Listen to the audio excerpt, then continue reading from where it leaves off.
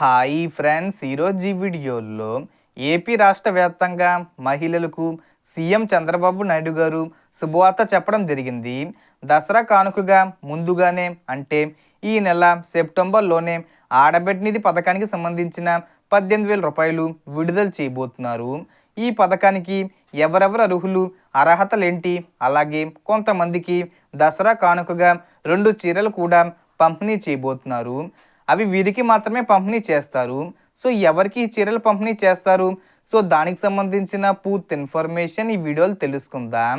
So Dasara కానుకగా మహిళలకు ప్రతి నెల 1,500 రూపాయలతో పాటు 2 చీరలు ఇవ్వబోతున్నారని వార్తలు వినిపిస్తున్నాయి. కానీ ఇవి అందరికీ కాకుండా కొందరికి ఇవ్వబోతున్నారు. ఎవరికి ఇస్తారో చూసుకుంటే మన ప్రభుత్వం ప్రతి నెల ఒక కొత్త సంక్షేమ పథకాన్ని అమలు చేస్తూ వస్తుంది. ఉచిత గ్యాసు, ఉచిత బస్సు, అన్నదత్త సుఖీభవ, తల్లికి వందనం వంటి పథకాలు అమలు చేస్తుంది. ఈ సెప్టెంబర్ నెలలో ఏ పథకం వస్తుందో అనే ఊహాగానాలు జరుగుతున్నాయి. ముఖ్యంగా మహిళల కోసం ఆడబిడ్డ నిధి స్కీమ్ కింద ప్రతి నెల 1,500 రూపాయలు లేదా ఒకేసారి 18,000 రూపాయలు ఇవ్వాలనే ప్రణాళిక ఉందని వార్తలు వచ్చాయి.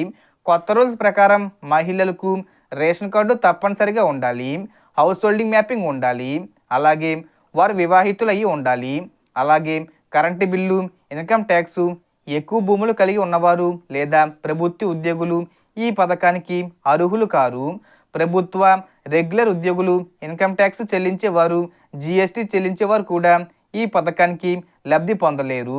ఇక చీరల విషయానికి వస్తే పవన్ కళ్యాణ్ గారు గిరిజన ప్రాంతంలో నివసించే మహిళలకు ముందే 2 చీరలు పంపిణీ చేశారు. ఈ దసరాకి కూడా కొందరికి పంపిణీ జరగనుంది.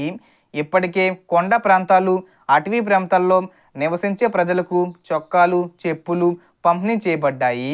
ఇప్పుడు చేనేత కార్మికులను ప్రోత్సహించడానికి గిరిజన ప్రాంతంలో ఉన్న వారికి 2 చీరలు ఇవ్వబోతున్నారు. సో మనకు వచ్చిన ఇన్ఫర్మేషన్ ది ఫ్రెండ్స్. మీకు ఈ వీడియో నచ్చితే లైక్ చేయండి, షేర్ చేయండి అండ్ సబ్స్క్రైబ్ చేసుకోండి. Thanks for watching.